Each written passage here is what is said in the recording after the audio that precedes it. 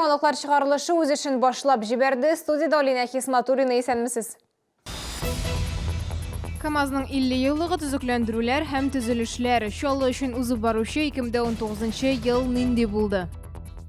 Бәйрәмдә дә эшлиләр. Җәмәгать транспорты һәм медицина хезмәткәрләре ничек хезмәт күрсәтәчәк? Иске елга нәтиҗә ясалды, яңасына планнар билгеләнде. Рөстәм Миңнеханов Татарстан халкын бәйрәм белән котлады. 2019 елы чаллы өчен зур проектларны гамәлгә ашыру елы булды. Шәһәр федераль һәм республика программаларында актив катнашты.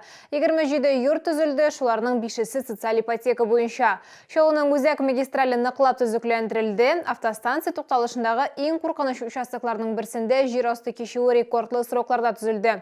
Әмма беренче чиратта 2019 елы безнең шәһәр өчен КАМАЗның 50 еллыгы белән истәлекле. Ел нәтиҗәләре турында тулырак Эльвина Андрова. Чаллы бүтін дөньяда КАМА автомобиль заводы белән дан тота. 2019 елда КАМАЗ үзенең ярты гасырлык юбилеен билгеләп үтте. Шәһәрдәшләрне котларга Россия президенты Владимир Путин да килде. Я еще раз хочу поблагодарить всех вас за работу.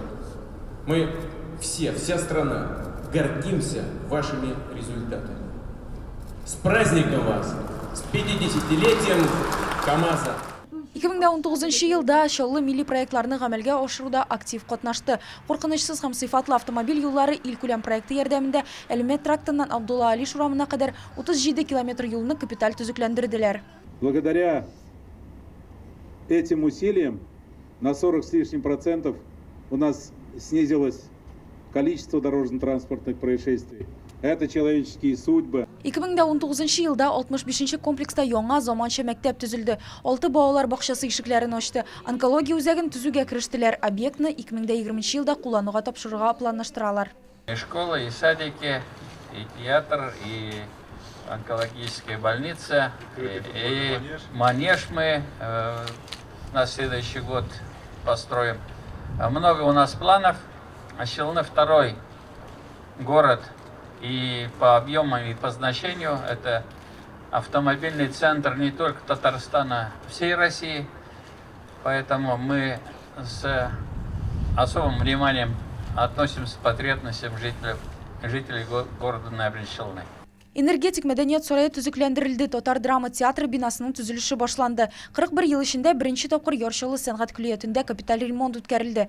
2019 ел Татарстанда эшче һөнәрләр елы дип игълан ителде. WorldSkills эшче һөнәрләр дөнья чемпионатында Паташов исемендәге техник күлият студенты Айдар Минеев беренче урын яулады.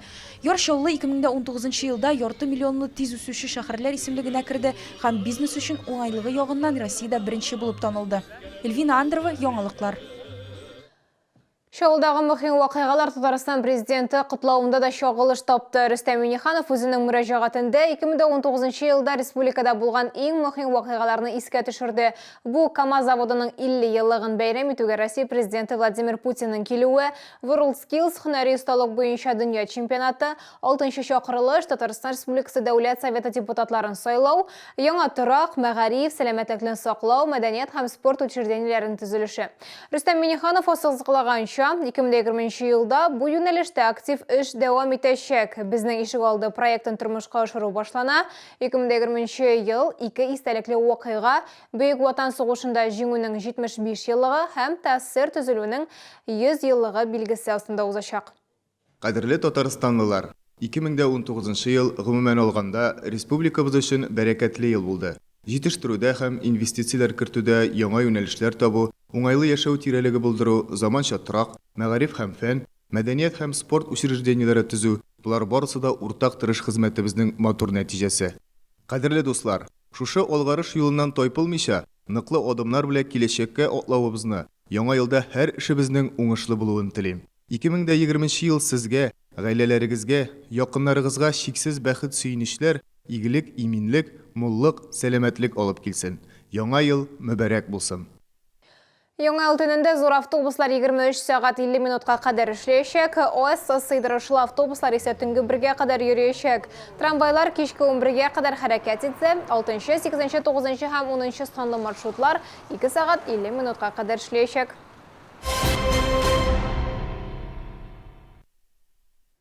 Яңа ел бәйрәмнәрендә шәһәрнең медицина оешмалары да махсус режим буенча эшләячәк. 1-ннән 8 гыйнварга кадәр терапевтлар, педиатрлар һәм табиблар кизү торачак. Аларга медицина ярдәменә мохтаҗ пациентлар иртәнге 9-дан көндезге 2-гә кадәр мөрәҗәгать итә алачак. Табибны көндезге 1-гә кадәр өйгә чакырырга мөмкин булачак. Офтальмологлар иртәнге 9-дан көндезге 2-гә кадәр 2 гыйнварда 5 һәм 3 балалар поликлиникаларында, 7 гыйнварда Кама балалар медицина үзәгендә, 6 гыйнварда 2 балалар поликлиникасында, 8 көнне 3 балалар поликлиникасында кабул итәчәк. Өлкәннәргә һәм балаларга бәйрәм көннәрендә тәүлек буе кичектергесез стоматология медицина ярдәме күрсәтү 2 стоматология поликлиникасында һәм 1 балалар стоматологиясендә башкарылачак.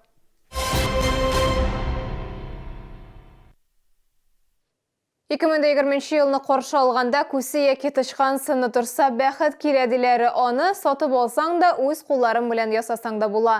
Моның өчен фантазия һәм тырышлык кына кирәк. Яңа елга багышланган открыткаларны күсе яки тышкан рәвешендә ясарга була. Ул һәрбер бүләккә яхшы кушымта булырга мөмкин. Аны әзерләү өчен җилем, кайчы, кагаз, бераз фантазия һәм сабырлык кирәк. Сначала руку, потом нарисовали веревку, потом делали шарик, потом наклеивали снежинки. Открытканы ясауга 25-30 минут җидә педагоглар иҗат эше фикерләүне һәм фантазияны үстерергә ярдәм итә. Фантазию ребенка развиваем какими-то интересными вот этими шариками, вот этими иллюстрациями именно сказочных героев. Дети начинают сами придумывать вот таких сказочных героев. Им это интересно, они его развлекают, у них немножко моторика играет, они начинают думать, фантазировать. Пробуждаем творчество. Да, внимание, глазомер. Я думаю, это очень нужное дело, когда ребенок работает именно в творчестве. Этот год нам сулит удачи, богатства, как бы гороскопы говорят, да. Поэтому мы решили сделать этих мышек.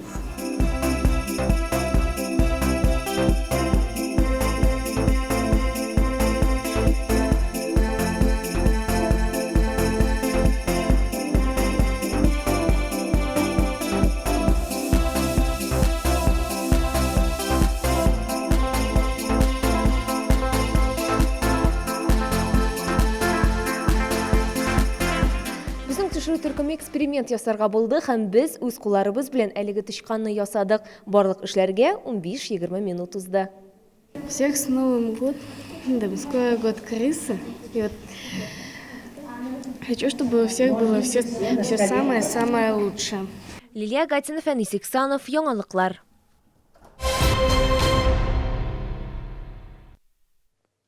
Җырмың һәм яхшы кәеф. Күңел радиосы яңа елны бергә каршы алырга чакыра. 31 декабрьдә Азатлык мәйданында 1 сәгать дәвамында Күңел радиосы алып баручылары шәһәрдәшләребез өчен махсус программа тәкъдим итәчәк. Ел сайын Күңел радиосы яңа елга багышлап концерт уздыра. Быел да радио хезмәткәрләре иске елны күңелле итеп узатыр өчен үзенчәлекле программа әзерләде. Кичке 8-дән 9-га хәтле без бик матур концерт оештырабыз. Безнең концертыбызда катнаша популяр артистларыбыз Әлфинә Әзгамова, Руслан Кирамуддинов, Илмира Нагыймова һәм шулай ук инде Әлмәттән килгән кунак егетебез Хәмит Мәткәримов булачак. Концертта шулай ук Артур Салихов, Илнур Гомәров һәм башка махсус кунаклар катнашачак. Азатлык мәйданында кич күңелле узачак дип ышандыра радио хезмәткәрләре. Бу узып баручы елның соңгы чыгарылышы иде. Якынлашып килүче яңа еллар белән котлап, мин Алина Хисматуллина сезнең белән сау булашам. Исән сау булыгыз. В магазине «Медовик» скидка на все до 20%. Рынок Южный, павильон 24. Добро пожаловать!